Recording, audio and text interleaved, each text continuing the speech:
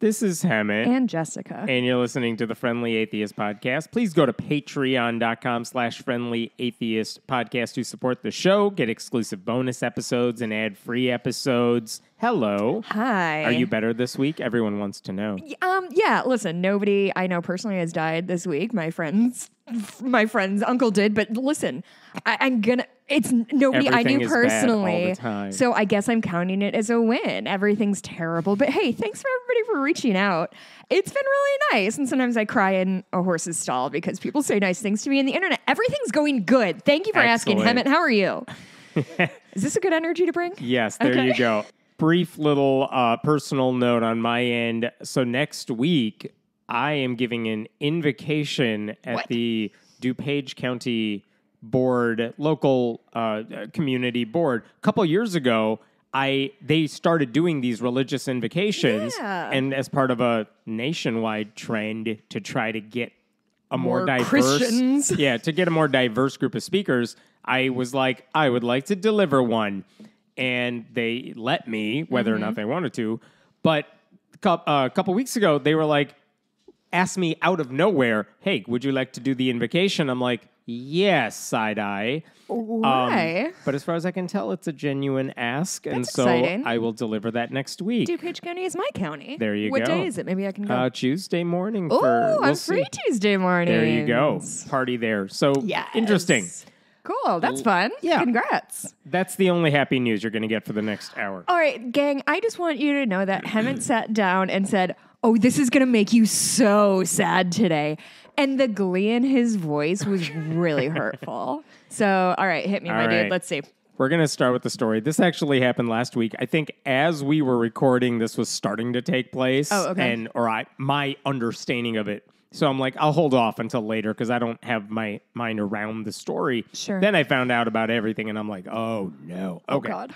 This story involves a guy named Bubba Copeland. Oh, boy. Yep. He is a guy in Phoenix City, Alabama. An Asian gentleman, then? He is not. Yep. Phoenix City, Alabama. So he's the pastor of First Baptist Church. Pastor Bubba, no Pastor notes. Bubba, yep. He was also mayor of a nearby town called Smith's Station. And so he's been doing these dual roles for a few years. And like when a tornado hit that community a few years ago, at the time, President Donald Trump, he came to that area. There's even a picture of Bubba Copeland speaking to Donald Trump. That and was so, a cool again, conversation. Knowing everything I told you up until this point, all of my stereotypes kicked in. Sure. And so, I mean, I should say the Copeland posted a picture in 2020 on Facebook. It's the picture of him speaking to Trump. Right. And it's not praising or condemning or anything Trump. He's just saying, I think he was running for re-election at the time. Okay. And he wrote, never in a million years did I think my first term as mayor would include dealing with a deadly tornado, global pandemic, several student suicides, he's pointed out. Like, there is no instruction manual for this job. However, I do have my own personal manual, and that is my Bible, et cetera, et cetera. So again, you can understand where my stereotypes here are coming from. There defo is an instruction manual for that job, right? Like people get PhDs in this shit. There's definitely local an government, instruction. how to do it. Yeah. Yes. So anyway, just want to call that one out. I didn't know anything about the guy, and the reason anyone outside his community seems to know anything about the guy is because last week, a right-wing news outlet called 1819 News, which you're probably not familiar with, but it's a site that was like adjacent to Breitbart. Steve Bannon has promoted it. What does 1819 mean? I think that's the year Alabama became a state. Oh, okay. That's basically saying that's how far back we want to take the clock. Okay, you get the idea. They published an article about this guy, Bubba Copeland, and basically the entire story was we found his secret profiles online. Oh. And the profiles were not just like him being a troll online. No, it seems like this guy spends his free time. He had a post, like his Instagram profile said, I am a transitioning transgender curvy girl. And it seems like that's a character he created. He's not actually trans. It's just a character he created. He likes dressing in drag, putting on a wig. In real life. This is him in real life. But not publicly. Okay. Just hiding behind the costume. And he had other alt accounts playing this character where basically he would dress up in women's clothing. Sometimes, I wouldn't even call it racy. It's, provocative clothing. Sure. And if you do that on Instagram, you're going to get some likes. If you do it on Reddit in certain places, you're going to get the upvotes. Yeah. And I think for a guy like him, he's like, I'm getting positive validation, affirmation, and that's it. Okay, I want to be clear. Thus far, I have no problem with anything that's happening. It is absolutely anybody's right to wear whatever they want, identify however they want, assuming this guy isn't, with one hand legislating anti-trans shit and then in the other participating and taking advantage of that community. So this is where I want to go with it, because I share the exact same view. So I'm reading this article and I'm like, my first thought when I'm like, oh, wow, the reporter, whose name is Craig Monger, he got all the screenshots,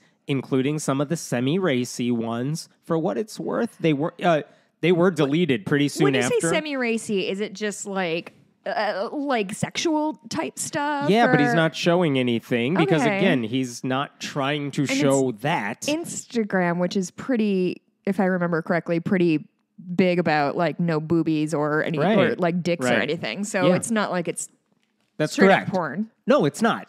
It's just one of those things that if you came across it, you would say, oh, someone's trying to dress sexy.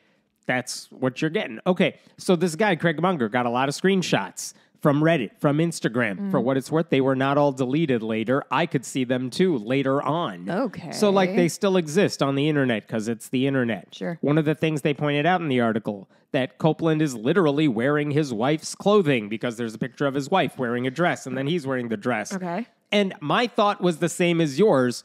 At first, I'm like, yeah, go get him. Yeah. But the second is, why do I care about this unless we have proof that this guy is legislating anti-LGBTQ policies as mayor, as far as he can anyway as mayor. Yeah. Or in church, he's preaching against this stuff. Sure. Because, of course, you have to have that to make this a story. Otherwise, what are we doing here? Otherwise, it's just nosing into people's personal lives, which is a thing I don't care to do. So here's an excerpt from the article in 1819 News. Copeland confirmed...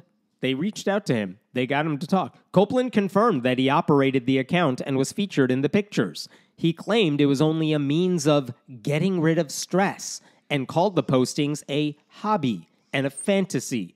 They also found, by the way, erotica he had written online. He also said his erotica was, quote, purely fiction.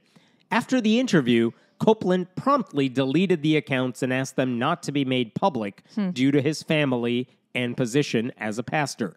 He later said, just my wife knows about it, Copeland said. It's a hobby I do to relieve stress. I have a lot of stress, and I am not medically transitioning. It's just a bit of a character I'm playing.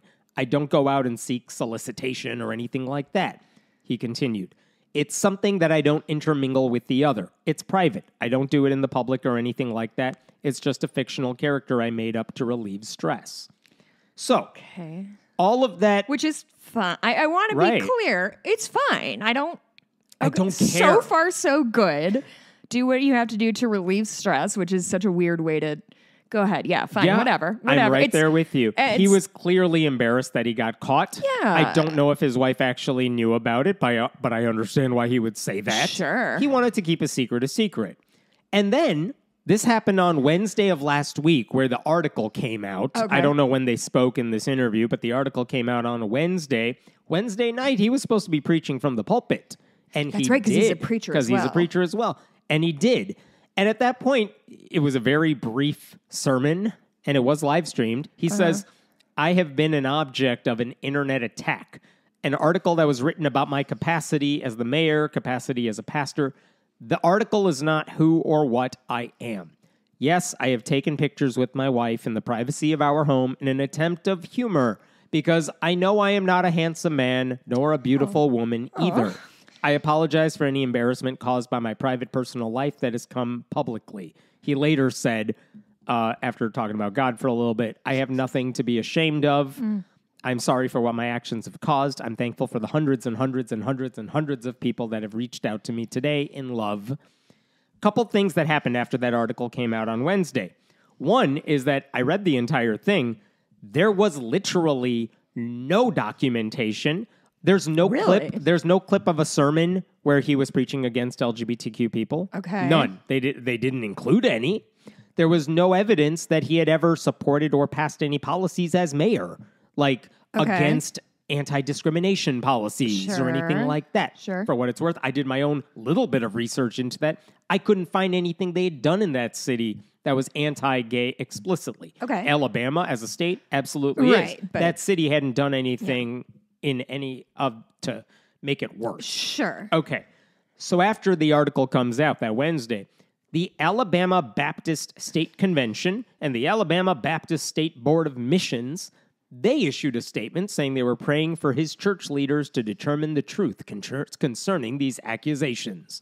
Here's their statement. We have become aware of the alleged unbiblical behavior related to the pastor of the First Baptist Church of Phoenix City. Was there a psalm on Instagram?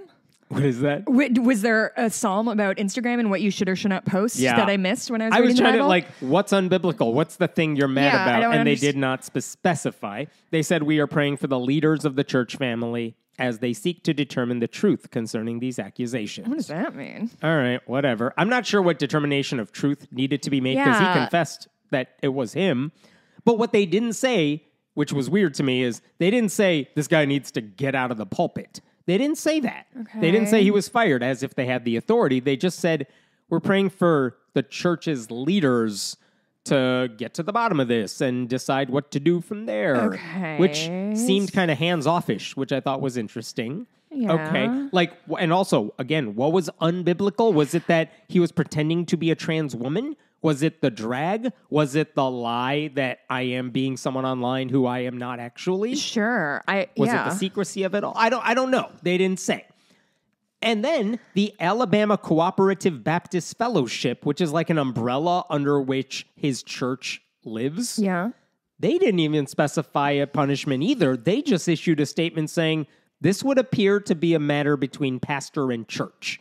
Which, again, I saw that. I'm like, that seems very hands-off, too. Well, I guess I feel like everybody is doing the same thing we are of like, yeah, this is interesting, I guess. I'm not sure what I feel like I'm supposed to comment on it, but there's nothing to say. Which is where I am right now. Of like, what do you want us to be mad about? Because if this was Ted Haggard years ago, where there was evidence or there was an allegation he had been seeing a male escort for sex, and the escort spoke out and said that, and Ted Haggard eventually said, yeah, I did.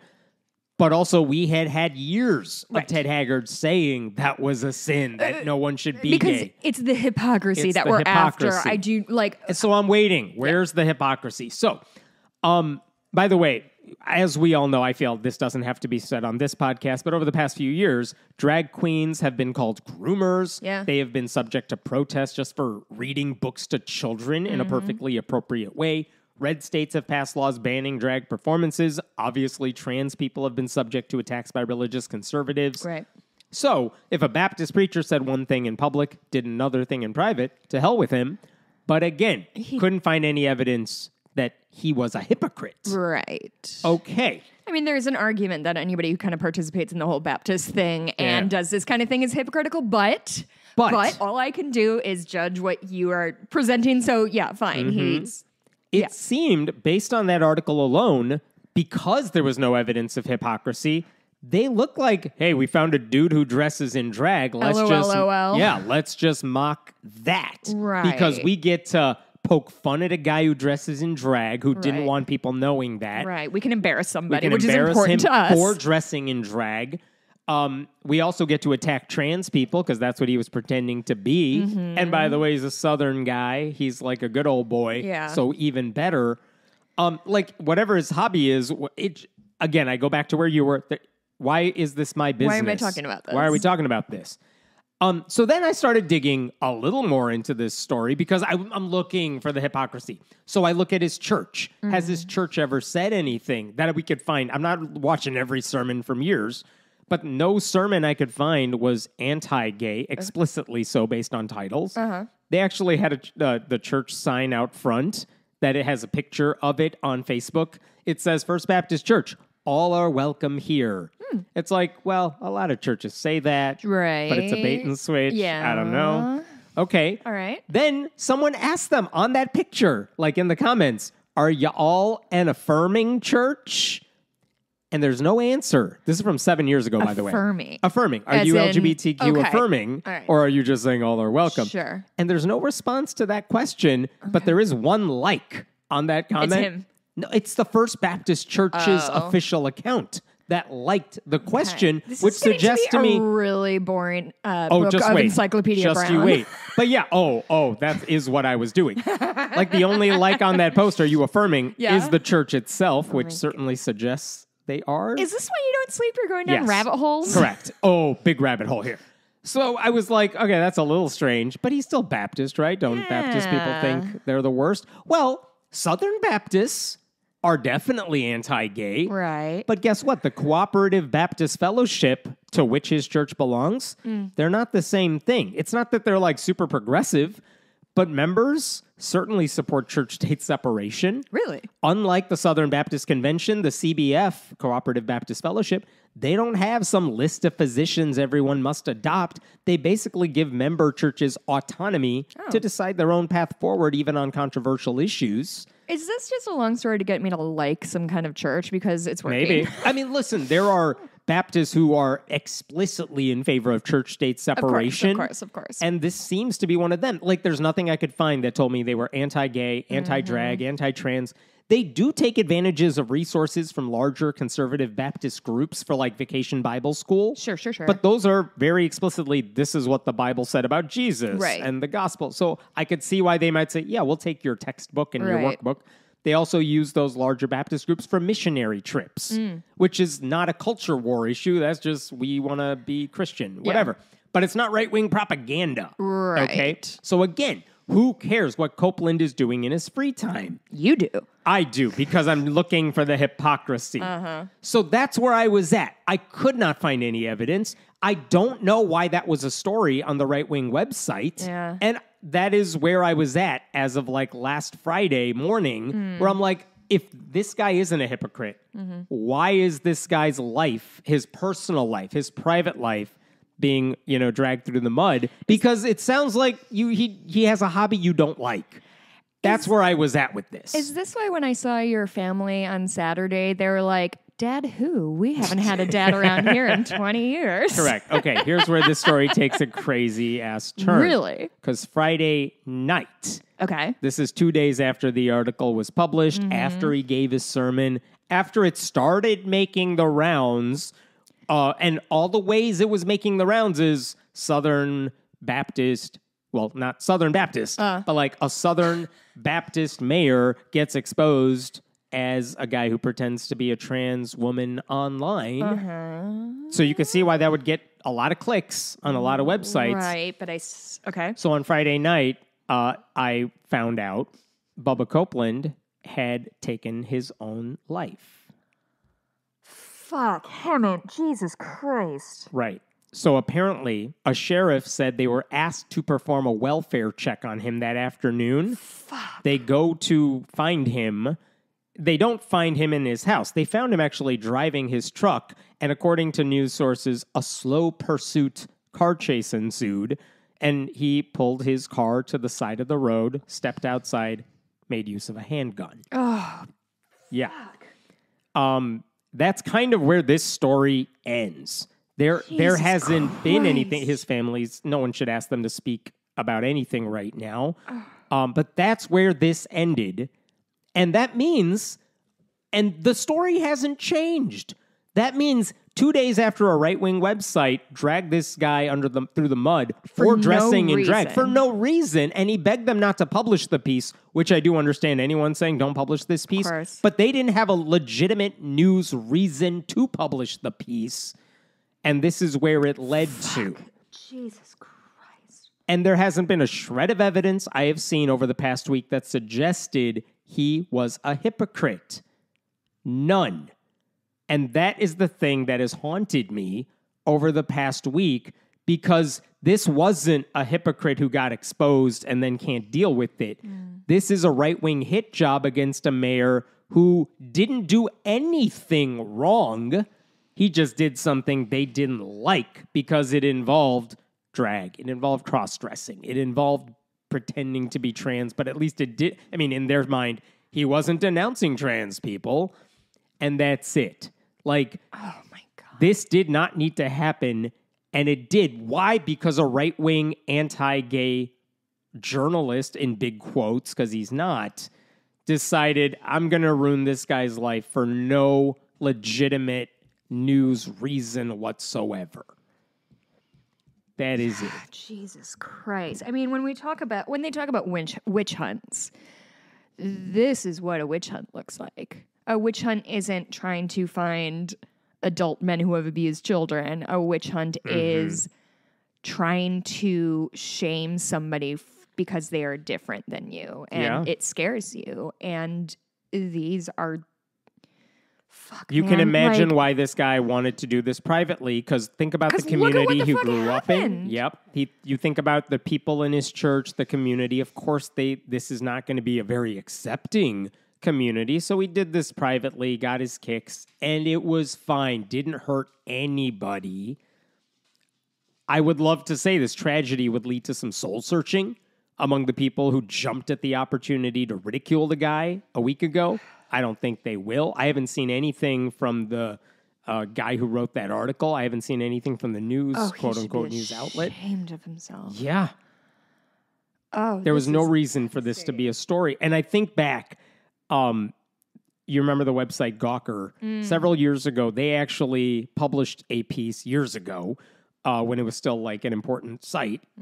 They published an article basically outing the brother of an Obama administration official who was caught up in a sleazy, semi-sleazy sex scandal.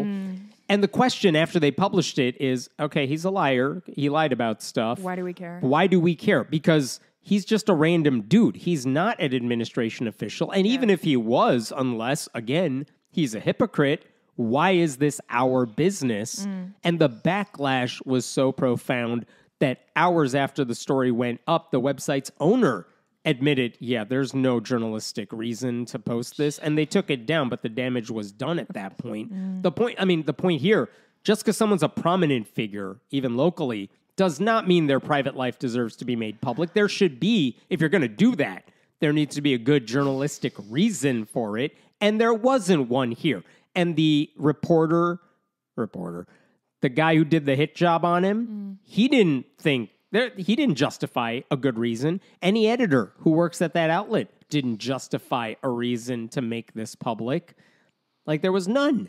The only thing I've seen over the past week is that in this guy's erotica that he wrote, he actually used the real names or places, which, okay, you are right. That he shouldn't have done that. He should have fictionalized names when he was talking about fantasies. Oh, yeah, but I mean, yes. But again, that's you shouldn't do that. That's not a crime. That's just stupid behavior. That is not something that needs to be exposed. That's more, I don't know. That doesn't justify anything that happened here. Is it inappropriate to bring up gun control at this juncture? Yeah. Because women are more likely to attempt suicide, but men are more likely to complete suicide because they tend to use guns. And one of the many reasons that maybe everybody shouldn't have a gun just sort of on their body at all times, because we make as much as I want to know decisions. What his family is. Man. He has a wife. He had 3 kids. I don't know what any of them are going through right now. And honestly, thinking back to that quote of, I know I'm not an attractive man and I'll never be a beautiful, like, it just speaks to somebody who did not love himself. Yeah. Doesn't it? Like, who... And this was his outlet. The thing that made him feel good and better about himself is the thing that everybody used to drag him. And it's... I don't know, man. The thing he said in that sermon last Wednesday is, I'm thankful for the grace of God and the willingness to forgive. I have nothing to be ashamed of. And he's right. He didn't, but these assholes drove him to be ashamed of it And I don't think he could cope with that. When we talk about how the patriarchy harms men as much as it harms women, or in addition to harming women, this is the kind of thing that we talk about. This is what toxic masculinity looks like, is somebody is so disgusted by a person wearing what they perceive to be the wrong clothes that they drive a person. All the people who knew him, who have spoken as a eulogy of him online, are like, oh, I knew this guy growing up. Nicest guy ever. I know him as a mayor. He's always been like in the community doing the work. Like, good guy. Jesus Christ. Oh, man. Yeah. And I wonder if there was anyone, I don't know what the conversations were like in the days before or right after that article came out. Like, did anyone speak to him? What did they speak about? Did they let him know, like, we don't care, dude. Like, have fun, whatever. Or were they like, yeah, it's embarrassing. I mean, I don't know. Or are they keeping their distance because they want to let it blow over, but you need people when you're going through a thing like this. Horrible story, but also, I guess, a reminder to all of us, myself included, that, just because someone fits the stereotype, when you know a couple facts about them, you dig deeper, it's like, nope, that was not necessarily true of this guy. And listen, maybe I'm wrong. Maybe he was a hypocrite, but I haven't found any piece of evidence to back that up. Not yet. Fuck. All right, I'm going to move on to a different story. Okay. Let's talk about Mike Johnson some more. Our Speaker of the House. Mm-hmm. At least this one's amusing. Oh, boy.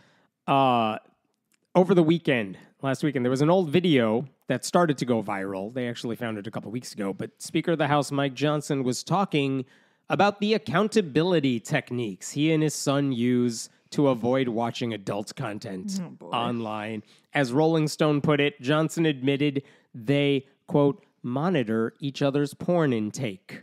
That was Rolling Stone's headline. Basically, here's what happened. In October of 2022, at a Baptist church, like the bad Baptist churches in Louisiana, there was a panel on the war on technology. Johnson was a congressman at the time, not the Speaker of the House, but he was speaking about how he installed software on his computer called Covenant Eyes in order to maintain accountability, and he told everyone in the audience they should do the same. Basically, he said, I'm going to quote here, I'm not playing the full clip because it took a long time. Covenant Eyes, he said, scans all the activity on your phone, on your devices, your laptop, what have you. We do all of it. It sends a report to your accountability partner. My accountability partner right now is Jack, my son. He's 17. No. So he and I get a report about all the things that are on our phones, all of our devices, once a week. If anything objectionable comes up, your accountability partner gets an immediate notice. I'm proud to tell you, my son has got a clean slate. Do they forget that porn mags exist? Oh, yeah.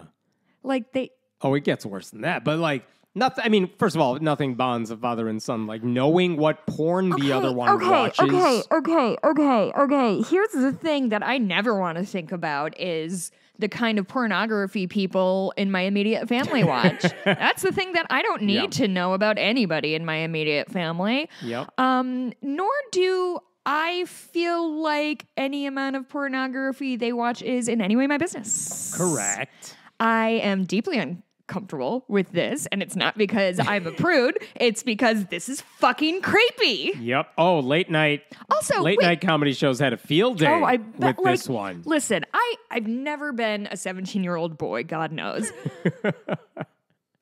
But I gotta feel like you can jerk it without looking at porn when you're 17, right? I promise you, there's nothing more creative. Like a stiff breeze, and you're like, yeah, that'll do. Is this anti-porn or is it anti-masturbation? I guess is my first question. What's your Covenant Eyes is anti-porn, but Christianity writ large, white evangelicals are anti-masturbation. In general, that if you're doing anything like that, you are lusting after someone who's not your wife because you haven't met your wife because you're not 17 or 18 yet. I guess I'm just confused, as usual, about what the end goal of this the end goal is you're not allowed to watch porn, and if you know, somebody's going to know about it. But are they marrying it to masturbation? Yes. Or is it just like, no porn, we're not going to talk about the rest of it? No, or it's all part of the same thing. Lust is then bad. Why And the easiest way for a child or a grown-ass man to lust is by watching porn online. And they're like, well, if you're going to do it and God isn't enough of a deterrent, then we're going to send the report to your accountability partner, who apparently is going to see like, oh, Jess is watching it again. I'll call her up and be like, Jess, stop it. Oh, my God. One time when I was checking out of Vegas, a woman was like, and then this movie last night. I was like, you don't have to say that, ma'am. Ma'am, you don't. We know. We both know what's happening here. Right. Like, I don't want to talk to you about this. Right. By the way, here's how bad the church reacted to all of this. The full sermon had been available on YouTube for over a year because it was live streamed, and then they just kept it up on YouTube. Church took down the whole video, which if you're worried people are going to take Mike Johnson's words out of context, then leave the full video up. What are you doing? Yeah. They also deleted a Facebook link. Like they don't really believe that context matters. Yeah. It's just the only thing they can think of. Yep. They deleted a Facebook link about it. Mike Johnson had an old post on Facebook with a referral link to Covenant Eyes. Like, you can get a discount and I get a kickback if you use this link, which is fine and legal. But he deleted that post too. And like, here's the thing. If you're a parent, I totally do understand that you might be curious about what your kids are looking up online because you don't want them to go to shady websites. Yeah. And I guess that also includes like, yeah, if my kid is looking at porn, I would be disturbed by it in some parents' minds, and I don't want them doing it when they're 17. That's It's weird, but right? It is weird. But I do kind of understand that aspect of it. Yeah. But telling your kid, oh, if your kid said I keep a diary and I lock it up, like they have the little lock on it with a key, and you're like, well, I'm going to go into your room every night and read it. I think a lot of people would say it's an invasion of their privacy. They need some space away from you to grow up, have these thoughts, I don't think that's whatever. necessarily the same thing as browsing online, though. I think writing your inner thoughts is a really different activity than like perusing the internet, I would argue. Fine. But checking your kid's browser history. Yeah, I'm not pro-monitoring like everything. I'm keeping you honest, Henrik. Sure. Somebody has to. But here's the thing. Couple things to know about Covenant Eyes. Like the focus in the Mike Johnson. Covenant Eyes is the worst name they could have picked. It's so dystopian. Yeah. It also comes after Mike Johnson, we talked about this last week, has a covenant marriage that binds them together even if they wanted to separate. Oh, yeah, remember? They love that name. He loves that word. Oh, I have a song. Covenant eyes are watching. Do you know that song? Nope. Somebody's eyes are watching. Nice. Covenant, guys, Someone this is for free. No, I need to get a clean take. Covenant eyes are watching. Covenant eyes are seeing you, loving you, because you're masturbating. Lovely. Clip that, share it. People say they like when I sing, and by people I mean two people. And so by two people I mean one is somebody I know personally. The problem with Covenant Eyes, there's a lot of them. I'm going to go through some of them. We have to go through the problems? We don't just understand them intrinsically? That is correct. Okay. Because the problem with Covenant Eyes, one of them, is that the people who use it, it's not that they just want like a red flag to go up when someone watches porn. It's that it also includes any sites that might be questionable. So what if a kid is trying to make sense of his or her same-sex attractions? Forget porn, because any visit to a website affirming your sexual orientation could be seen by the software as a red flag. Wired last year published an article in which one woman said she was forced to talk to her mother and pastor after similar software revealed she had, quote, Wikipedia'd an article about atheism. They were like, can't be doing that. She had to have a meeting about it. Same article focused on a church that used that type of app to spy on pretty much everything their staff did online. Oh, shit. Yeah, including one employee's, quote, Amazon purchases, articles he read, and even which friends' accounts he looked at on Instagram. Did he buy anything cool? I don't know. Did they, they're stalking their employees? Are they at least finding some wrongdoing? Or they're just like, we don't know. We don't know. Brad needs more razors again. But that's what pastors are doing during their week. Let me see what they're up to. God. Despite, that would be really fun, though. If I'm being honest, I wouldn't do it. But if I had I had the power to know what everyone else and no morals the way pastors do, I would 12,000% look at everything everyone is looking at. Sure. Covenant Eyes, by the way, has been coming for that incognito mode, motherfuckers. Right? You can't hide. Last year, when that Wire article came out, they said Covenant Eyes had been downloaded over 100,000 times. It's very popular in Christian circles. And here's the thing: it is one thing to me if you believe you have a problem or an actual addiction and you want someone else to hold you accountable. You know what? fine. This app works in those situations, and it's not a unique premise. Like someone with alcohol addiction might have an accountability partner and say, I have a craving right now. Let me call up my accountability partner. But if your church thinks you need a nanny because you're curious about atheism or sex or anything else, you belong to a cult. Yes. And okay, a couple other things. In all of this is in line with everything we know about Mike Johnson, and that's creepy enough as is. Oh, yeah, I forgot we're And talking about the Speaker of the House of the United Yes. States. Third line of the presidency. Yes. My dude People- cannot not look at porn, apparently, but he wants the access to the buttons. Yeah. People pointed out, this shows you how weird white evangelicals are when it comes to purity. I think it shows how weak men are, frankly. We're getting there. Oh, it good. shows how Republicans have again failed the, quote, normal person challenge.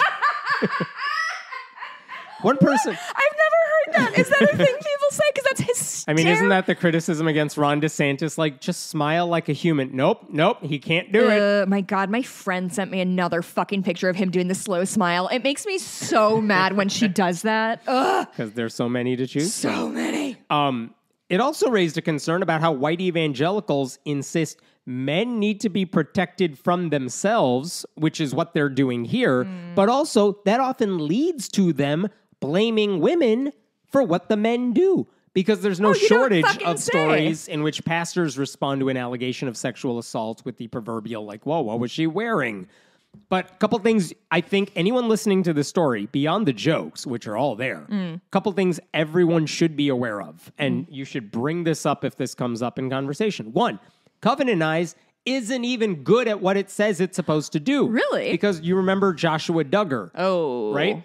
During that trial where he was later sentenced over 12 years in prison for downloading and possessing illicit images of child sexual abuse, one of the things that came out during the trial is that Covenant Eyes was installed on his computer and phone and everything. Yeah, I guess that's the other thing is like, if you install something on your computer, you can surely uninstall it. That's what we learned. We've learned that Josh Duggar found a workaround. He installed a Linux partition that basically allowed him to use his computer in a way that wasn't seen by Covenant Eyes. The software didn't just catch what he was watching on some porn site. It didn't catch the illegal stuff he was watching. Cool. And that's before we get into the potential security concerns that if you are using Covenant Eyes, that means your browsing history and what you're watching and reading is being sent to some third-party server somewhere so that we know if there should be a red flag to go to the accountability partner. Should we be troubled, like but her emails, should we be troubled by the fact that the Speaker of the House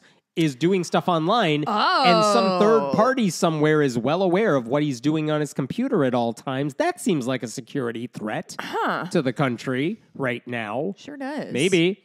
I don't know. So that's the thing. Covenant Eyes is not effective. It may not even be safe for what a Speaker of the House might need to use his computer for. So that's one thing. Second thing, I do get why if the son has this stuff installed, his dad might be his accountability partner because the last person you want knowing what you're searching online is your dad. I get that.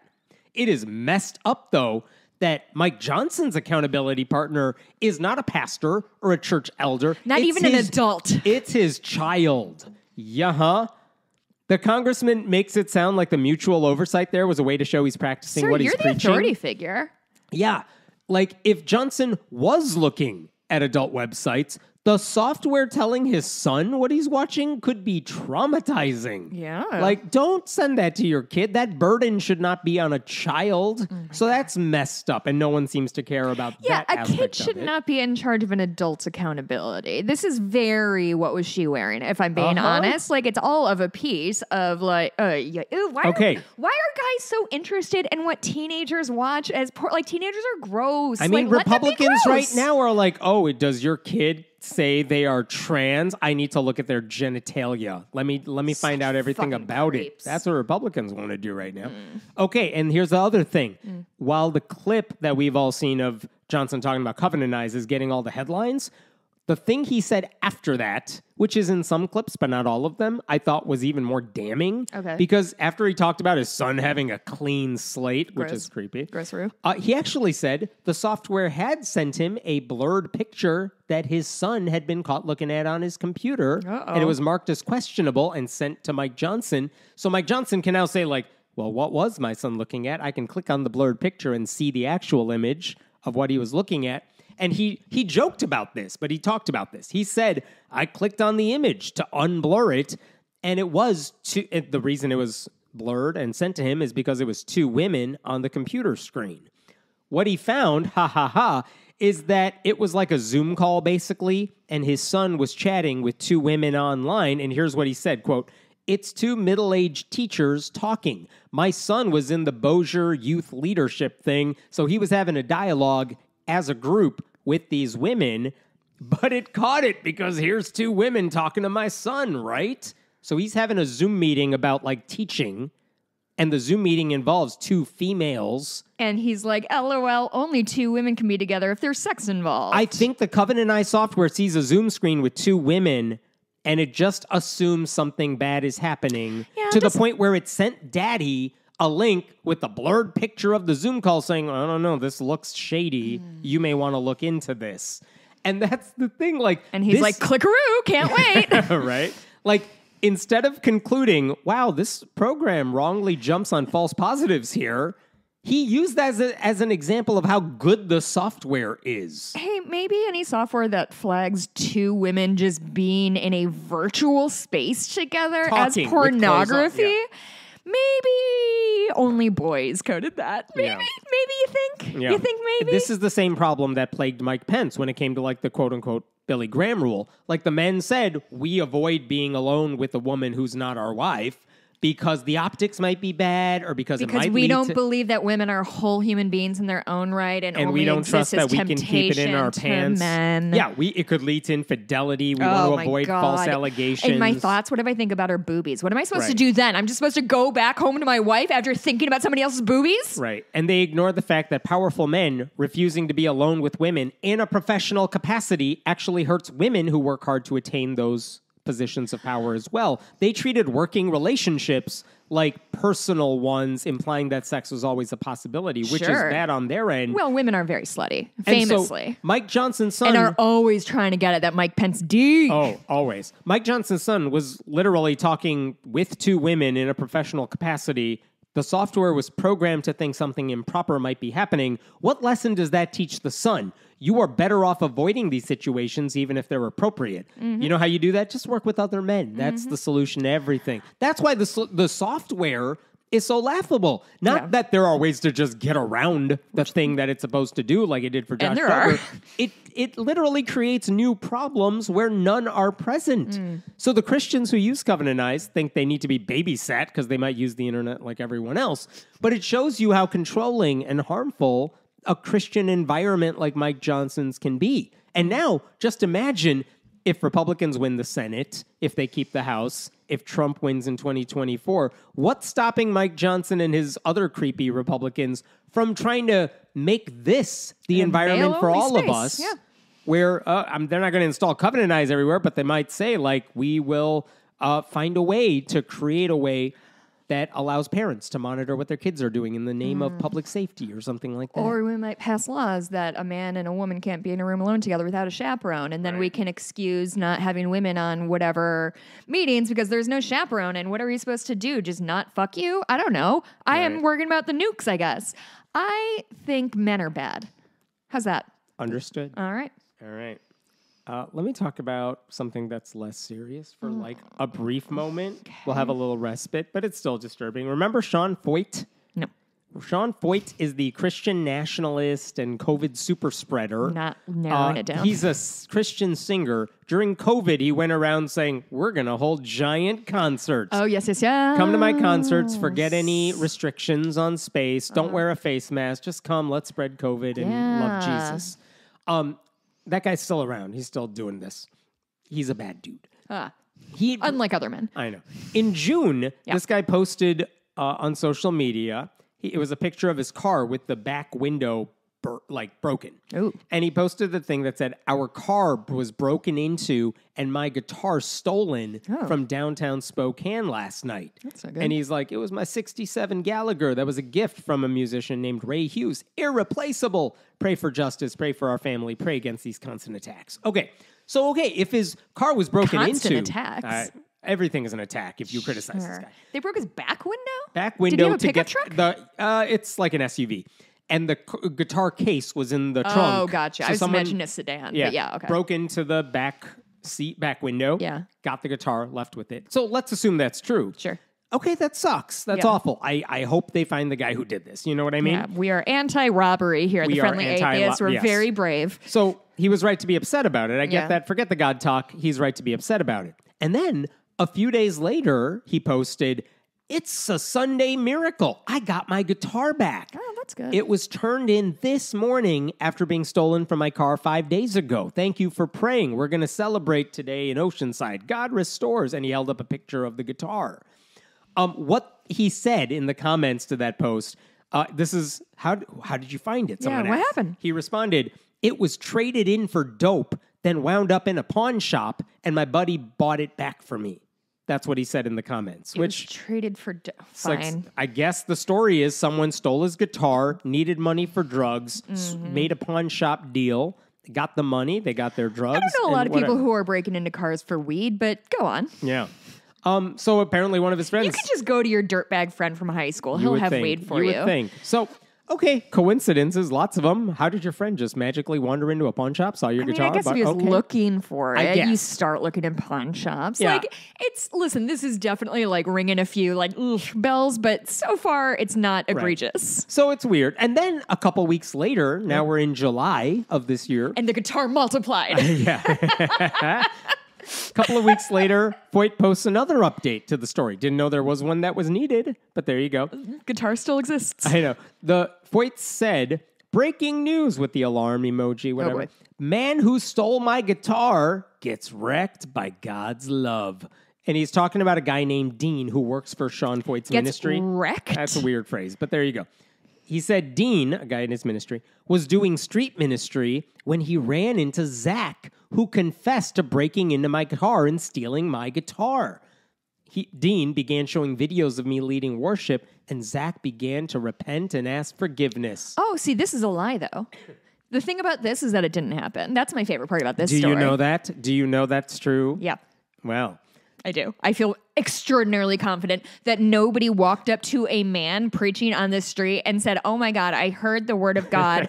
I stole your friend's guitar out of his car, and I know that for reasons that you're his friend, and I am so moved by the Spirit of Jesus that I am going to confess to you in public of a thing that I did, even though I do not have the guitar anymore, nor am I okay. Whatever. That was July 6th. And on August 20th... The thing that didn't happen did not happen on July 6th. Correct. Good to know. I'll mark that in my not calendar. August 20th, Sean Feucht posts another update. Lie. All caps. "The guy who stole my guitar just gave his life to Jesus," with 4 exclamation points. Then he said, "He's getting baptized right now. He's came and surprised me in front of 7,000 people. God writes the best stories." He came and surprised me to in the front concert. of 7,000 people. So this dude just bought a ticket to the concert with the money he has. With all the money he has unhoused. That he sold the guitar for he stole the dope. He stole another guitar to get money to go to the Sean Feucht concert. He's stealing guitars to make his way across the country. He walked into this concert, 7,000 person concert, which is big. Big. Walked up to the stage or walked backstage or on the stage. There was video. Just up onto the stage. There was video of Zach, the dude, and security on stage. was like, sure. This guy's clearly been touched by Jesus. So we're all surprised here at this concert. And everybody here is surprised by this surprise. There is video of that guy, Zach, on stage. Yeah. He doesn't say anything. They don't give him the mic or anything, but they say he's saved. And then there is part of a video of Zach getting baptized. Okay, but the thing is, why the lie? That's my question. Well, is it a lie? It is a lie. It is a lie to say that this man showed up at your concert unexpected and we baptized him. That is a lie. Nobody can deny to me that is a lie because the logistics alone, they just happen. They always have a kiddie pool around in case for an emergency baptism. Like, what the fuck are you saying to me? They absolutely do. That's disgusting. I'm going to make you come around here to look at this picture because days after that happened, where was Sean Feucht? There he is. He has beautiful hair. Oh, don't compliment his hair. But Where did he appear? I respect a dude with curly hair who clearly knows how to take care of it. Most dudes with curly hair just brush it out like lunatics. Where was he in that picture? Fox News. He was on Fox News with the Chiron thief gets baptized at worship singer's event. Wait, is this the worship singer that I saw or the thief? This is Sean Feucht's event. Okay. Thief gets baptized. Beef? Thief. Yeah, so look, here's the thing. Yeah. You're right to have all the red flags raised, but also, what are you going to, like, how do you disprove that this happened? This is like watching a Hallmark movie and trying to be like, that wouldn't happen. Like, yeah, we all know. We're all watching the same bullshit. Well, he knows. Everybody knows. The thing is, everybody knows he's lying, right? Nobody in their right mind, genuinely in their heart of hearts, believes that a unhoused person showed up at a concert of Phil Collins in the air. Oh my God. I love Phil Collins so much. He's not doing well, I don't think. No, this is nobody believes this unless they also genuinely believe that like Mickey Mouse loves them. Sure. So Aaron Hedge, who is a reporter with Range Media, I'm not familiar with the outlet. Aaron with 2 A's or Aaron with an E? Aaron with 2 A's. Okay. With Range Media, legit news outlet. I wasn't familiar with it, but he published a very long article about this whole ordeal. Yeah. And he actually did the work. Yeah, boy. So basically, he got in touch with Zach. Let's go. Yeah. I want to meet Zach. It wasn't hard to find him because he's well known in that community as an unhoused person who is there all the time. People knew who this guy was. Okay. And the basic thing is, what Aaron Hedge was trying to figure out is what here is real. Is it real? If it's not real, what's not? Let's figure this out. And he spent quite a bit of time with Zach Williams trying to figure out what the real story was. Wow. So for starters, yes, Williams admits he stole the guitar. That is true. Williams is 33 years old. He lives on the streets of Spokane. He's lived there for decades, unfortunately. God, Spokane's got to be rough. Yeah. And he said he's trying to find work so he can get his life in order. But he admitted, like, theft is kind of the easiest way for me to get what I need to survive. Yeah, everybody knows that. There are local laws that say panhandling is not allowed. It could land him in jail. He is trying to avoid jail. And stealing and getting away with it is actually easier than panhandling and asking for money because you can't. Wow, it's so weird that being an unhoused person, it's like all of the cards are stacked against you and there's really no way you can pull yourself up by your bootstraps because if you don't have a permanent address, you can't get a job usually. He actually said he finally got an ID from the government and that will allow him theoretically to get a job. And he actually said this thing is like, I guess he's dating someone, has a girlfriend, according to him. And he's like, I need to get my life in order. If I can get a place, then she's going to come and live with me. And like, that's the situation he's in. It's not great, but also that's the reality of the situation. So he said, when he saw a guitar case in the back of a vehicle one day, he figured he could steal it and sell it. But that's not what he did. Oh. What he said is, before he could take the guitar to a pawn shop, that evangelist, Dean, his name is Dean McCarty, he is a member of a local church that does preach to homeless people. He said... And is Dean associated with a musician, or this is Dean just a third is connected to a church that does work with Sean Feucht. Okay. So they're in the same circles. Okay. So Dean is a member of a church that works with the unhoused people. He actually heard about the guitar thing, and he's like, I feel like I might know who's behind this. Or at least if it's not Zach, he probably knows. Right. He tracked Williams down, and he knew Williams personally. So this Dean guy tracked Williams down. And according to the article, McCarty quickly tracked Williams down and convinced him to give the guitar back for a reward of $110. Okay. Williams agreed to that trade, even though selling it to a pawn shop would have been more lucrative for him. Sure. And he said the reason I gave it back to Dean is, quote, I thought it would be the right thing to do. I thought it would be the right thing. Yeah, it's almost like people who steal to survive aren't necessarily inherently bad people. Yeah. It's like these people have never seen Aladdin. Yes. So why did Feucht lie and say the guitar was found at a pawn shop? Well, the reporter spoke... Because he's trying to impress a princess and pretend he's a prince so he can marry her. Aaron Hedge, the reporter, spoke to Dean McCarty, the evangelist, and he said, we actually texted Sean Feucht and said... The guitar was not found in a pawn shop. Like, texted him. It wasn't in a pawn shop, dude. We saw your, like, Instagram page. It wasn't in a pawn shop. So his internal crew is calling him out, too. And they said Feucht acknowledged the mistake, but still repeated the lie. The mistake or the lie? Yeah, or the lie. I don't know. They were like, maybe he just saw the words pawn shop and not the not before. It's like how Christians see the Constitution and they say religious test for public office must be a yes. Yeah. And they don't see the no's The no before in front it. of Right. it, sure. So anyway, weeks later, Feucht's doing a concert in the area. He asked Dean McCarty's church, hey, can you find that homeless guy? Can you find Dean? What? Can He's you find using him, a Dean? human as a prop? That's so weird. So Dean McCarty went to work finding Williams again, and he did. And Dean McCarty said, would you show up at the concert? And Zach said, yeah, I guess. I mean, you're telling me go to, I'm assuming, like, you want me to go inside a warm space Oh, for I'm a sure they're few going to hours? pay him, too, for his time. Oh, no. What? No, they didn't pay him for his time. They must have. What? Okay, whatever. Anyway, Jesus here's Christ, the fucking article. People. Speaking to Range, this is the media outlet, Williams denied having converted, saying, definitely not. He also said being on stage was unpleasant. Quote, it kind of made me feel like I was being showboated. I didn't know the dude. I don't like being touched by people, especially if I don't know them. It's just weird. Yeah. So all their hands were on him for prayer. Oh, of course. It sounds miserable. I don't like people touching me either. Dean Williams, the evangelist, Williams said the group then asked if Zach, if he would get baptized. The Christian ritual. Okay, you know what baptism is. Oh, thank you. And according to the homeless person, They really Zach, explain what sorry, baptism is the in article. this? The article did. That's hysterical. And Zach says, I'm like, no, I don't want to get baptized right now. William said they replied, oh, come on, man, you got to get baptized. William said he Just again... like Jesus did. William said he again refused, but that they continued to pressure him. Quote, and they kept on doing it for like 15, 20 minutes, begging me to get baptized. And I'm like, fuck, okay, let's go do it. Yeah, buddy. I love this guy. I want to be his Williams friend. didn't realize his reluctant dunk into ice-cold water was being filmed so that he could then be exploited by Feucht's ministry. Right. Needless to say... Well, he was already being exploited. You Yes. need to exploit him further. Needless to say, he did not accept Jesus. He didn't then. He doesn't now. He's got more pressing issues to deal with. Sure. He did refer to what Feucht did as creepy.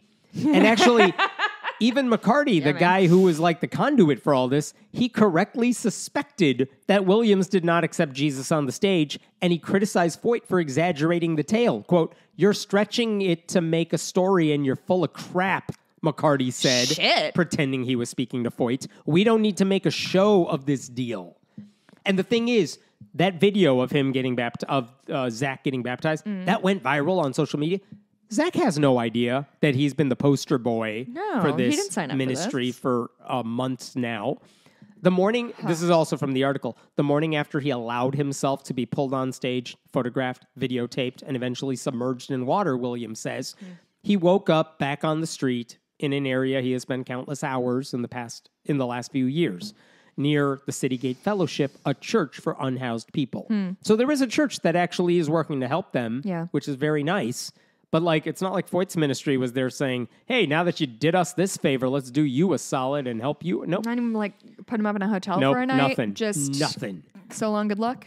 So anyway. But they don't even say good luck. Yeah. Kudos to Aaron Hedge for getting to the bottom of a story Yeah, shit, that that Feucht is has exaggerated journalism. and twisted. Not the first time a Christian grifter was caught in a lie, but it tells you how despicable Feucht is. And I think beyond all the other reasons. Truly, and I think, if we watch the quote-unquote fallout of this, we will learn that, once again, there will be no consequences. I'm no. sure. Like, Feucht didn't commit a crime. He's just an asshole.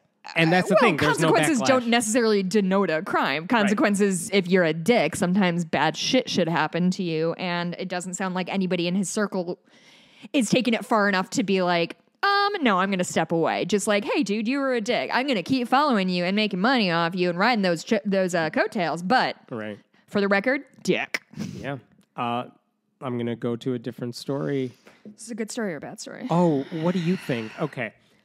I'll start with the worst part of it. Oh, God. Jesus. Okay. In 2010... Let's do it. We may have talked about this a while ago. In 2010, we did not have a podcast in 2010.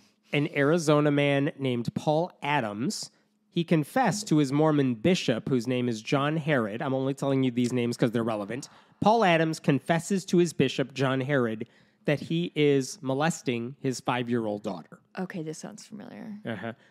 What did Herod do? Because, again, bishops in the Mormon Church, they're like everyday lay people. They're just randos. They don't go to seminary. They're just like, it's your plumber, and he happens to be a bishop. So he doesn't know what to do. I don't think they would like you describing that as such. That's the accurate description.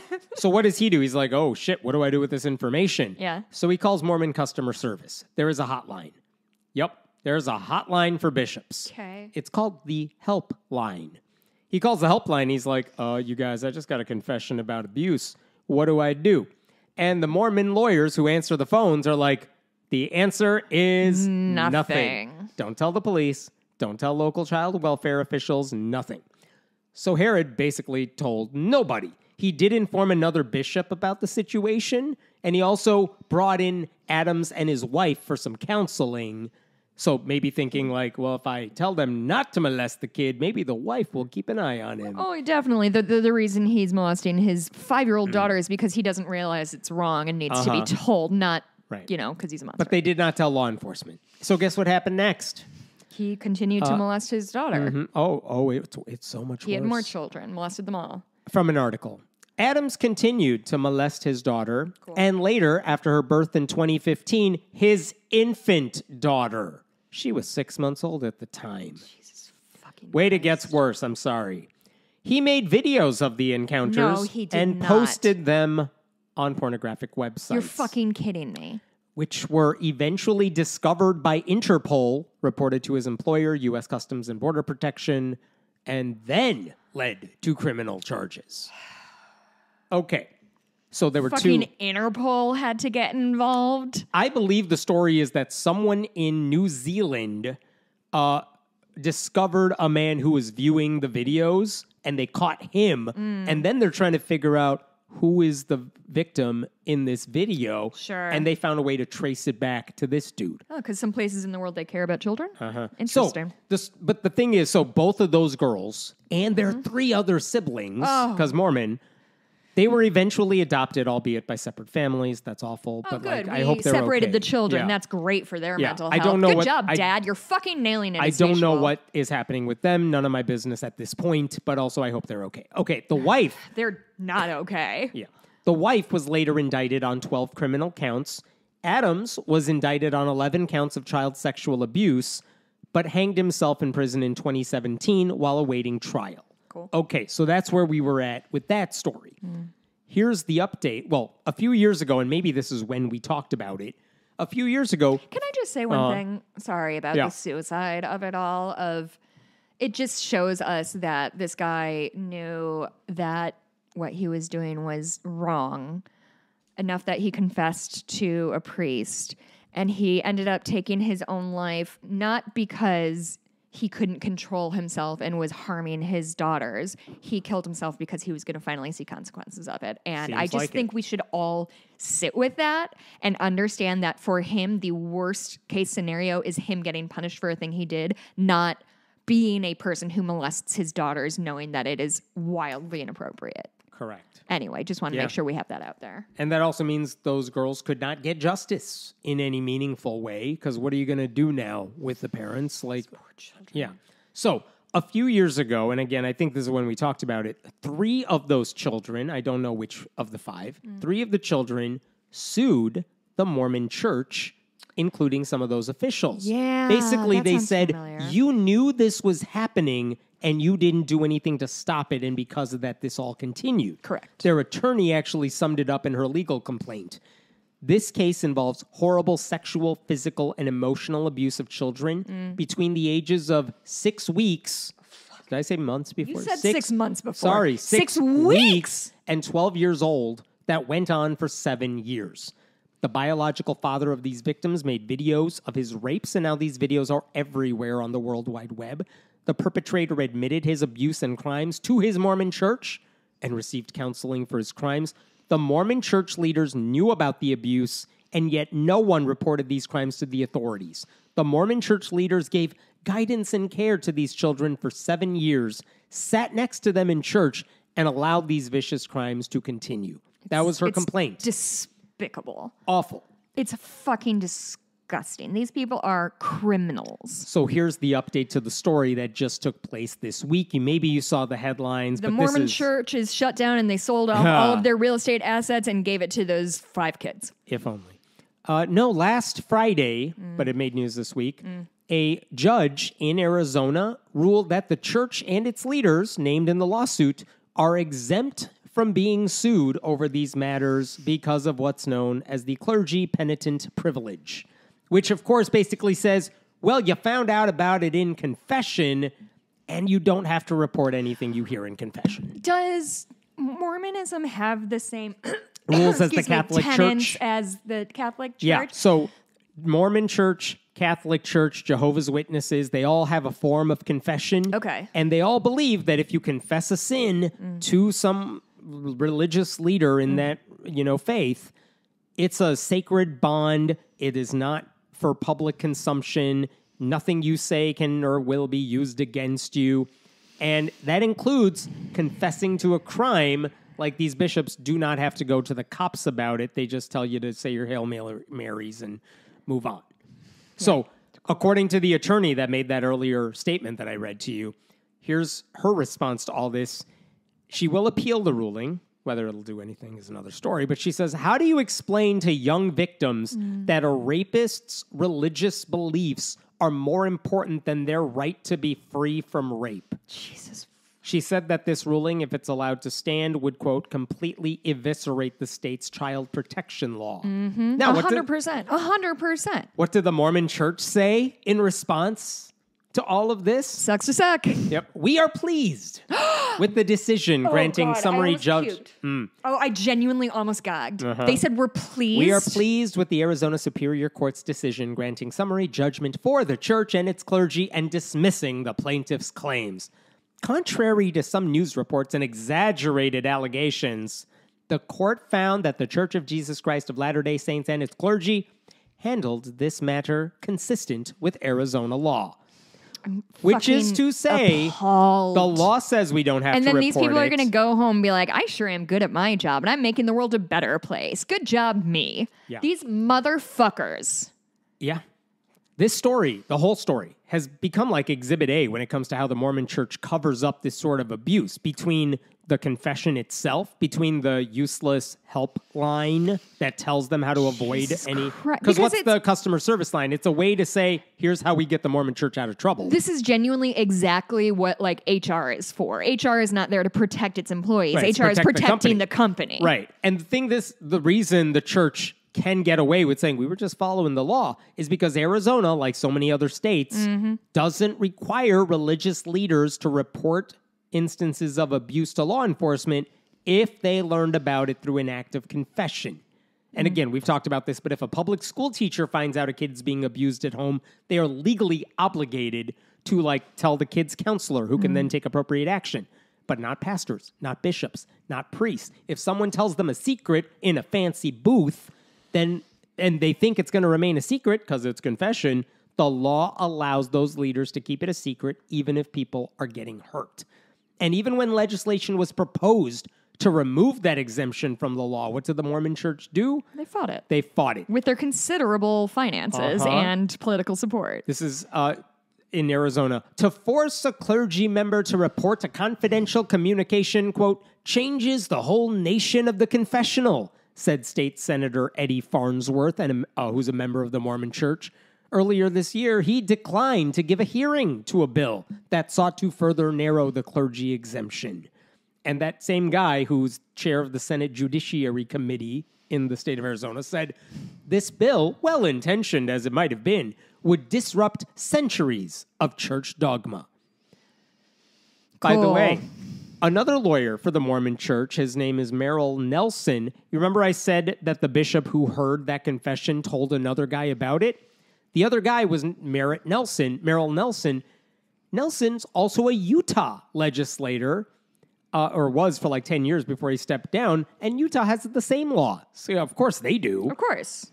And the reason religious institutions don't want to take these exemptions off the books is because they value secrecy more than your safety. Correct. Religious dogma matters more than a kid getting sexually abused. They think confessions are a sacrament, and anything less than confidentiality, complete confidentiality, is an obstacle to their faith. To put that another way, they don't give a shit about kids. Is there any part of you that understands where the church is coming from? Because I don't, and I want to understand, for real, intellectually, why do they... That is their reason. They think if we create this...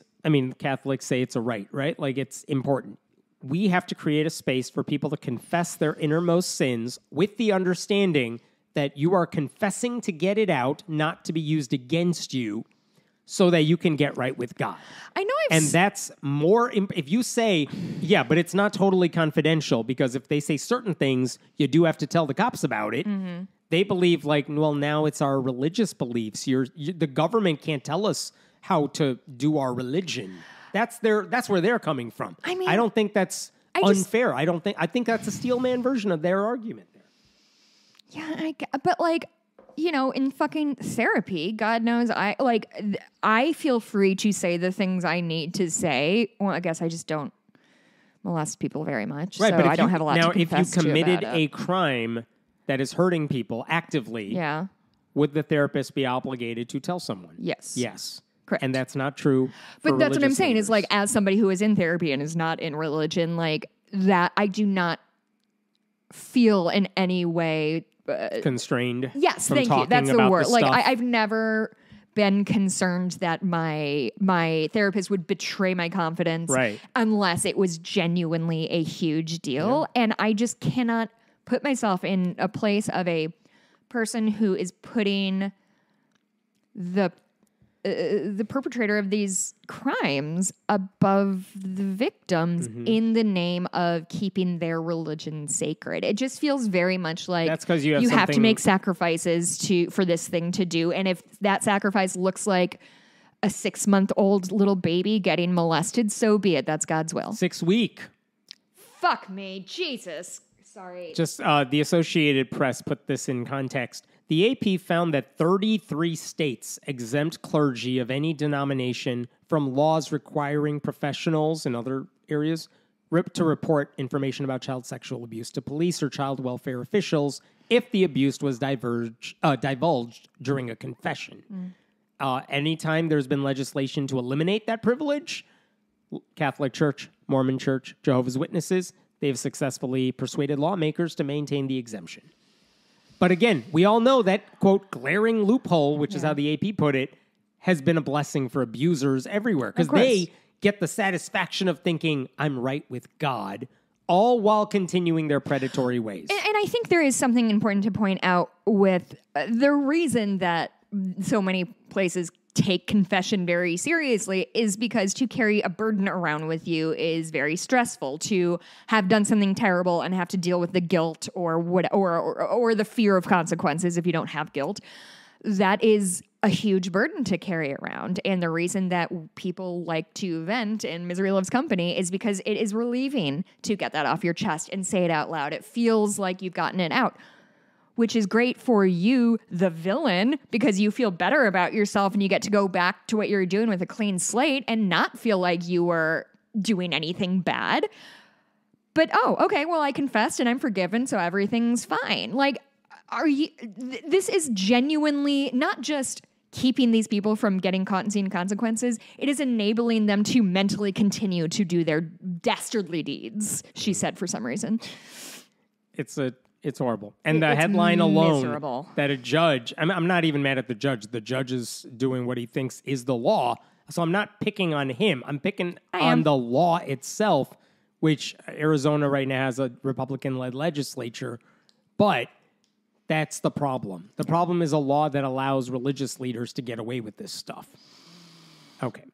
Fuck, man. Let's talk about Wisconsin. Oh my God, we're not done. Oh, there's many more. I'm short. I'm limiting this for you. Oh, thank you so much. I just have to go to my 2 other jobs today. Don't worry about it. Thanks for the favor. So the GOP-led gerrymandered Wisconsin legislature, they control the Senate and the House in their state overwhelmingly because they drew the lines, and we'll see if that changes anytime soon. One of the things the Wisconsin Senate did this week is pass an amendment to the state constitution that in the case of another public health emergency like COVID, churches are allowed to stay open no matter what. Yeah.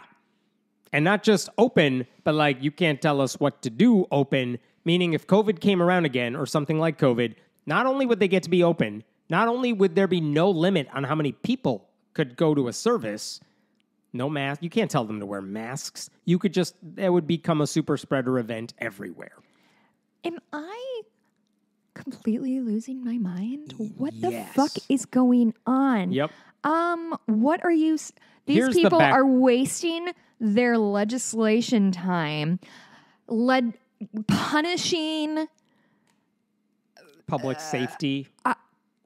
These people are monsters. Yes. These people are such fucking monsters. And I'm so goddamn sick of the kind of people who want power being the kind of people who only want power to benefit themselves personally and their ego. Which is weird because fucking sick of it. The rule as it was before is I want to save your life. And they're like, you can't tell me what to do. Fuck you. I can die if I want to die. Yeah. So here's the backstory here. In March of 2020, when we as a country began paying attention to COVID, Governor Tony Evers, who's a Democrat, issued a stay-at-home order, like a lot of states did, and it only allowed exceptions for, like, essential activities. Going to a religious service, even though you could do that over Zoom or a live stream, was actually one of the exceptions, but, like other exempted public gathering places, religious services were limited to 10 people maximum. Remember, early in the pandemic, I don't even know if we knew it was airborne necessarily. No, we didn't know fucking anything. So, but they were like, okay, we're being told that this is dangerous. We want to limit how many people are in one space, especially if there's not a grocery store, but like a chance you're talking to each other. Yeah. We want to limit that. So it was inconvenient, yes, but the logic made sense there. It's not like religious people were treated. A lot of shit about March 2020 was deeply inconvenient. I'm sorry that they had a hard time, but I think we were all kind of on the struggle bus. Correct. So it's not like religious people were treated differently from other people. Like that's theaters, not true. They didn't get to do exactly what they want to do, and everybody else did. So, yeah. As you remember, theaters were wide open. Yes. Athletic leagues were all... Anyway. Oh, constantly. Republicans, obviously ignorant of science, concept of equality, anything like that. They treated that restriction like Christian persecution. It's the only lens they can see anything through. Yep. The then conservative state Supreme Court struck down Evers' order within 2 months on a 4-3 vote. The reason Janet Protasewicz, that election was such a big deal earlier this year is because it flipped it to 4-3 on the liberals' side. Yeah. But then it was conservative, and they struck it down 4-3. And now the gerrymandered Senate wants to prevent any governor from being able to protect public health in the future if it gets in the way of Christians doing whatever the hell they want. And so, and by the way, what one of the Senate Republicans who sponsored this bill said is, during the pandemic, we saw places of worship forcibly closed at a time when many needed their faith communities and spiritual advisors the most. That's a lie. They were not closed. They were open. And they also, were limited. Like, dude, so you're lying. Yeah, it sucked. We were all miserable. What, like, do you think this only happened to Christian people? Oh, yeah. My favorite version of that is when Republicans are like, remember when you told us to stay home for 2 weeks to stop the spread and then you just kept going? It's like, that's because no one stayed home. It's because you didn't do the thing that you're supposed to do. So anyway, by the way, all of these people supporting the you can't have any public health rules here, they're all quote-unquote pro-life.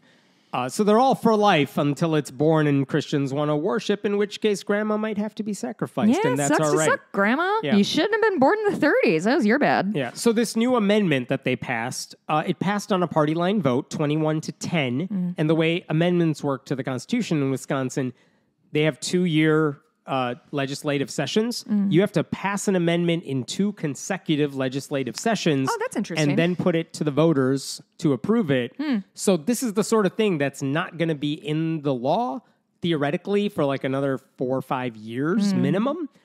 But if the threat gets through the red tape. If it gets through everything. But the threat is very real. I mean, the House version in Wisconsin of the bill has not yet been voted on. I assume it'll pass because it's all Republicans. And if the only thing stopping this right now, besides the vote in several years, is the Supreme Court ungerrymandering the state, allowing Wisconsinites to pick their actual leaders, and then maybe the legislature changes the next time around and they don't go through with this. That's the way to stop this. But just to be clear, when the legislature passed a similar bill in 2021, Governor Evers vetoed it. The reason they're doing the constitutional version now, trying to make it just directly in the Constitution, because he can't veto that. Yeah. So we'll see. But like, just thinking about this, how little regard do conservative Christians have for the lives of other people? None. That they think churches, and I say churches, I mean any religious place, but we're all talking about Christians. They believe churches of any size should be allowed to meet at full capacity, even when an airborne virus has the potential to kill people, because they think their religious beliefs grant them immunity from saving anyone else's life, even when the intention is to protect them. At what point am I a bad person if I just say, fine, let him die?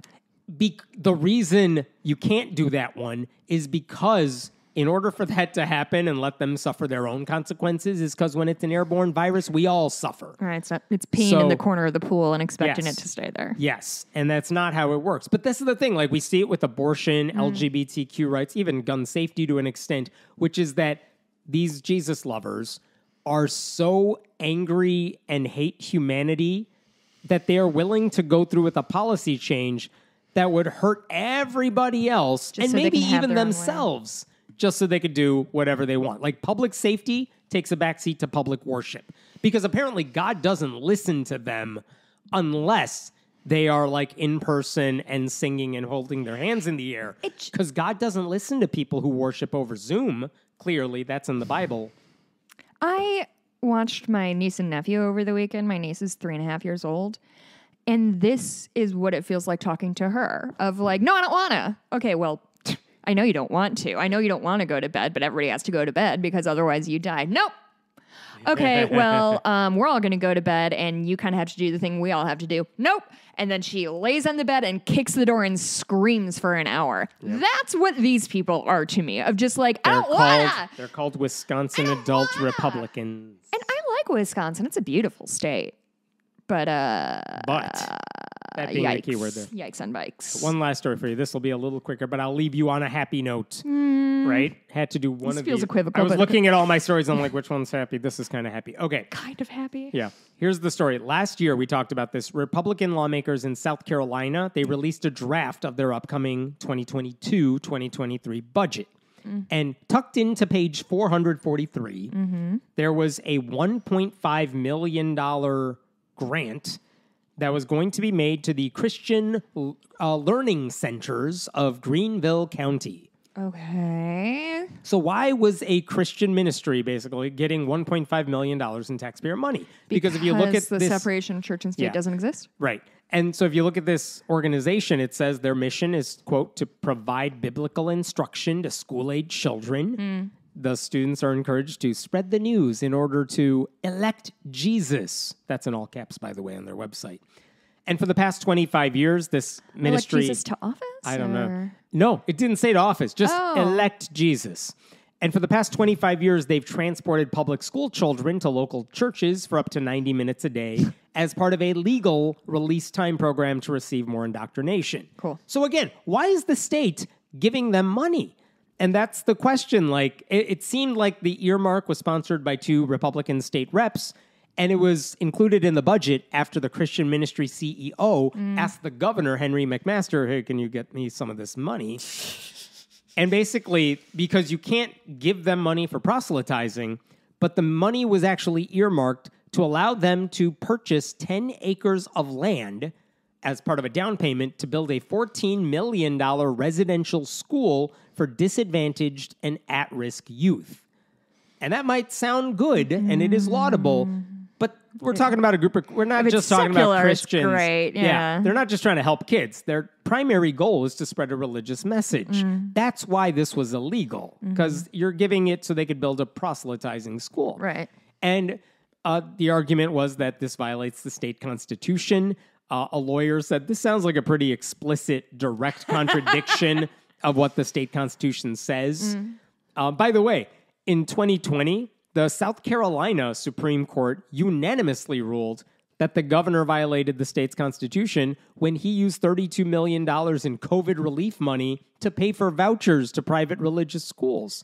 Jesus. And specifically, the judge said you're violating the part of the they want. Yeah, you're violating the part of the Constitution that says public funds cannot be used for any religious or other private educational institution. Right. Like they said, you can't use COVID money for that because it goes against the rules. Well, what is this $1.5 million then? It's the exact same argument. You can't use public money for religious institutions. And if anything, this was even more explicit. Yeah. Because the vouchers went to private schools, including religious ones. Not explicitly. But this one's going shit. explicitly to a Christian one, so that's messed up. And by the way, there is a president of a public education group that pointed out there are districts all over the state that could use $1.5 million to do significant facility upgrades, pay teachers more, provide mental health counselors to support student success. Mm-hmm. But nope, they didn't get the money. So there was a lawsuit filed over this matter. Mm-hmm. The Freedom from Religion Foundation filed it with 4 plaintiffs who live in the state, basically saying we don't want to subsidize this and it shouldn't be happening. And over the course of the next several months, state officials tried really hard to have the case tossed out. Governor McMaster... On what grounds, I wonder? On the grounds that, like, Governor McMaster argued, you can't sue me because my decision to sign or veto legislation is protected by legislative immunity. Like, I can do whatever I want. I'm the governor. That was his reason. There's no red flags there. I can do whatever I want. Fuck you. But the lawsuit was allowed to proceed even if it wasn't against him. But the Christian school did have to give depositions on how they were going to use this money, what were all this stuff. And they were like, oh, shit, we have to be honest? That goes against everything we believe. Oh, boy. So, like, according to FFRF, on the same day that an officer of the organization was scheduled to give a deposition, the school's board, quote, voted to abandon its plans and withdraw its request to the Department of Education for the $1.5 million. Oh, God. And here's the thing. They got caught with their hand in the cookie jar. They're like, we just don't want to talk. You know what? We don't need the money. Oh, actually, we just found $1.5 million in my winter coat. Yeah. You know that happens? You put like a 20 in your winter coat. 1.5. And so here's the thing. This is what happened this week. Because of that withdrawal. So embarrassing for them. Yeah. Because of that withdrawal, a judge has tossed the case out. He says, well, now there's no longer any money going to them. Yeah. So there's no case to be ruled on. What are we doing here? So what are we doing here? And so they're not judging it on the merits of the case. They're not saying you're doing anything that violates the Constitution. They're just tossing it out on that technicality. Oh my God. Now, the question is... They just got caught red-handed. They did. It's so funny. Yeah. Oh, wait, what? You're going to follow up? You're going to ask questions on this? Oh, this was not part... My understanding was if we are Christians, we get infinite money and no receipts. That is how the Mormon Church works. Yes. Fuck. So the case is moot. FFRF is saying this is technically... They're spinning it as a victory, and I think they're right to do it. I think so. Because the money's not going to that school anymore, and that's only happening because the lawsuit... Yeah, the lawsuit did what it was meant happen. to do. I mean, this is right. This is the ultimate... best case scenario for FFRF, right? The best case scenario would have been the judge ruling on the matter and saying what you wanted is unconstitutional, and if anyone tries this shit again, we're saying no from the outset. Now, like, what's stopping them from just trying again in the future? Maybe they change their name to something a little more innocuous. I mean, they're going to get sneakier for sure, but like at some point, it's not like they call them Christian pregnancy. Clinics or whatever. I mean, it's whack-a-mole, right? Like but you just have to keep whacking. Right. And so Ian Watley, he's one of the plaintiffs in the case. He told me in an email, he called this a win, but he also worried, they're totally going to try this again. But I asked him, like, do you regret joining the case since it was just tossed out? Because putting your name on a case like this in South Carolina, that's not easy to do. Kidding. And he recognized that too, but he did say, when I first considered being a plaintiff, like, I took stock of the risks. I decided I would probably have to deal with some social media heckling, maybe even property damage. Sure. He told me, I'm pleasantly surprised to report no problems. So that's nice. That's good news. But he did urge people, like, look, if you see this shit happening, he didn't say that, I'm saying that.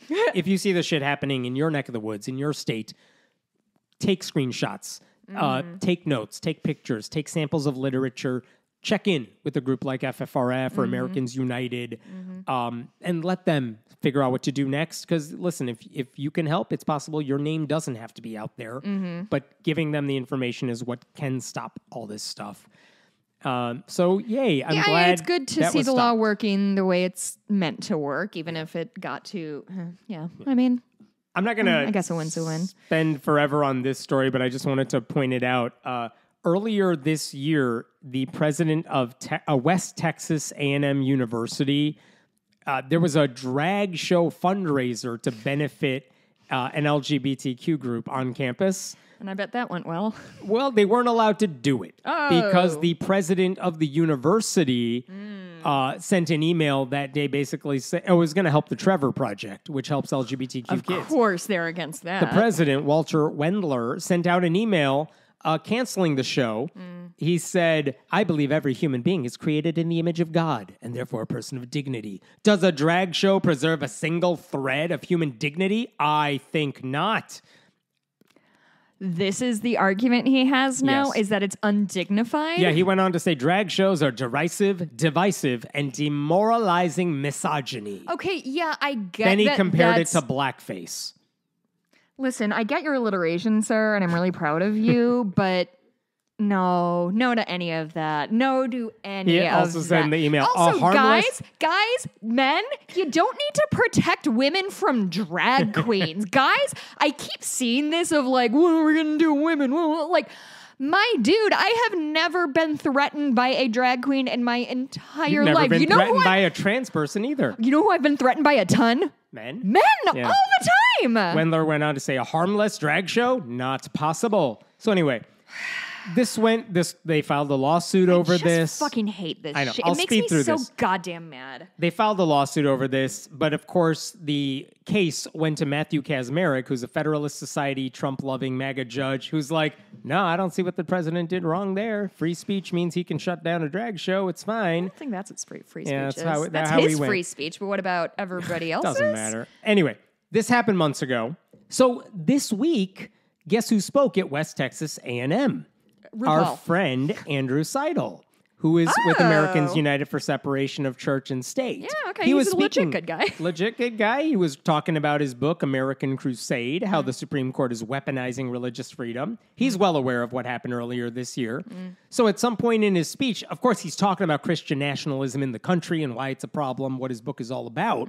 But at some point, he brings up that drag issue, and he's like, when does it go from being harmless to harmful? And he points out things like, right now, he said, I'm wearing a pink shirt and a pink tie. Like, is that a problem for anybody? Then he says, like, I wore an earring in high school. Is that a problem? What if I put that earring on right now? Yeah. Am I a threat now? Right. What if I wore this rainbow feather boa? Puts it on. He's like, am I a threat now to anybody? Then he's like, yeah, I'm wearing a suit, but like, I have a skirt here. What if I put on this skirt? Slap on some lipstick. The skirt. Yep. And then he's like, what if I wore stockings? Kind of like the founding fathers. Because guess what? I'm wearing pantyhose right now. And basically changes into drag on the spot. Wow. Come look at the glorious picture. So he dressed in drag in the middle of his speech, basically trying to make the point that cross-dressing is not a threat to anybody. I like that skirt. Right? He looks fantastic and fabulous. He actually said, after he put on the heels to make the point, I don't feel much like a threat. I feel a little fabulous, but I don't feel much like a threat. Which, kudos to him, he was not arrested. Oh, congratulations, Andrew. It's a close one. You almost But flew as- too close to the sun, my dude. I know. As far as a clever protest goes, I really appreciate that. that was outstanding, Andrew. Very Nice work. Very I'll nice stop work. there. All What are we right. talking about in the bonus? I actually have things to talk about in the bonus. Oh, first I want to say I don't have a date for it, but I recorded an episode of Your Therapist Needs Therapy with Jeremy, who's a listener. He is going to let me know when that is posted. I would like to talk to you about Fall of the House of Usher, which I finished last week. I went to see How Did This Get Made last night in Chicago. Would like to talk about that. We have a baby horse, and I only want to talk about the baby horse, but I can't think of anything that's going to make you interested in that.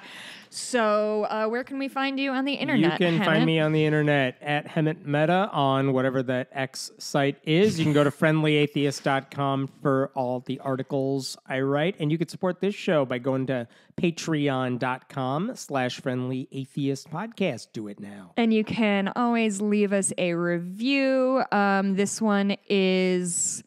Oh, Darren Austin says, brings me joy, parentheses, updated November 2023. Let's rock. What's the update? I love listening to them both and learning their perspectives. It helps me widen my understanding of the world. Also, just to make my worldview of the show also just to make my review of the show complete. Insert idiotic rude up comment about Jessica here. Update. Nice. What in the world is wrong with people who leave reviews seriously complaining about Jessica? Heaven is great, but finding very dry analytical voices in the atheist movement isn't hard. In the atheist community isn't hard. Jessica, on the other hand, Okay.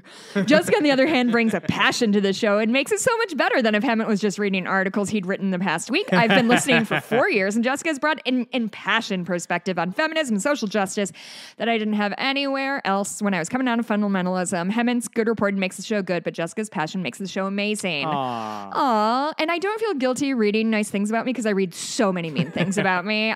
So very nice. Yeah. Okay. We'll see you next week. See you in the bonus.